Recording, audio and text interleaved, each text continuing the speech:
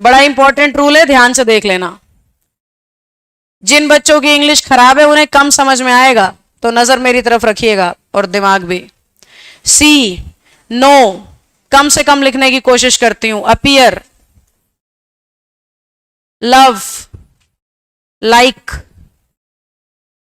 Here, बस रोक लिए मैंने अपने हाथ।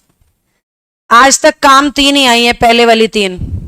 सी बहुत एरर मिल जाएंगे, नो बहुत एरर मिल जाएंगे, अपीयर पे भी किताबें भरी पड़ी हैं एरर से। ये पहले 3 शब्द खूब ध्यान से याद रख लेना, बाद वाले 3 मन करे तो रख लेना, नहीं तो छोड़ देना, क्योंकि जो ज्यादा रिपीटेड चीजें हैं पहले वो आनी चाहिए। फिर जो 10% पेपर में आती है ना, वो तुम कोर्स खत्म होने के बाद प्रीवियस ईयर दे दे के सीख लेते हो।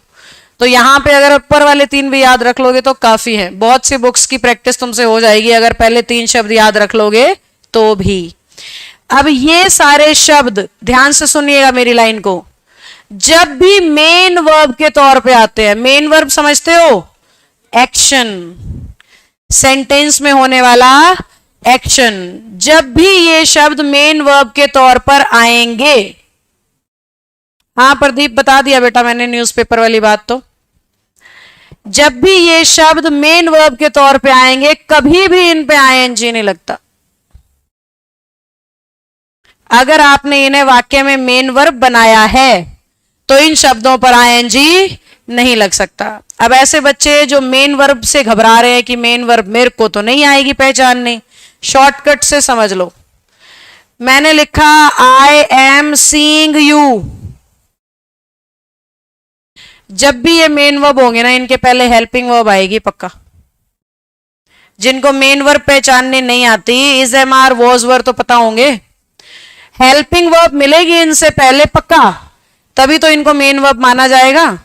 अब ये मेन वर्ब हैं तो आईएनजी तो आ नहीं सकता, इसीलिए लोग तुम्हें जब सी ऑफ कर रहे होते हैं तो कहते हैं सी यू, सुना है? जिसको व्हाट्सएप पे ऐसे लिख रहे होते हो, वही रूल पढ़ा रही हूं ग्रामर की भाषा में।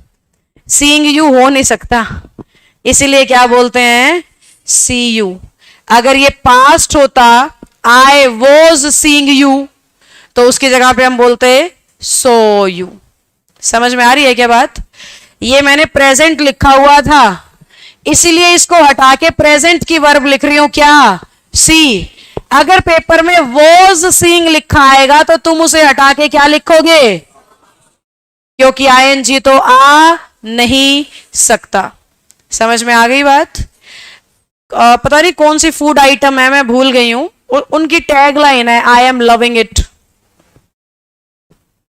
मैंने सुनी है, एड में देखी है, पता नहीं मुझे ब्रांड का नाम, I am not sure of, पर ग्रामर उसको जस्टिफाई नहीं करती है। आई लव इट, ना कि एम लविंग इट। अब काट पीट के ठीक मत करने लग जाना, उनका बढ़िया बिक रही है वो चीजें, बिकने दो। हमने नौकरी लेनी है, इसलिए हमें ये सब सीखना मजबूरी है। तुम्हारे आसपास बहुत सारी ऐसी इंग्लिश है बेटा जो तुम देखते हो, बहुत बार तो बहुत बच्चों से बहस भी हो जाती है जो ट्रस्ट नहीं कर पाते कि नहीं नहीं नहीं ऐसे थोड़ी होता है, जो बचपन से सुन रहा था वो गलत है। पूरा लड़ फिर के अच्छी तरह अंत तक युद्ध लड़ते हैं वो मुझसे, पर जो है तो है भाई। अब वो मेरे को गलत माने मेरे को सही माने हैं तो है। पेपर में नंबर तो तभी आएंगे ना जब ग्रामर अप्लाई करनी आती होगी, नंबर तो आएंगे ही नहीं अगर ग्रामेटिकली सही करना नहीं आता तो।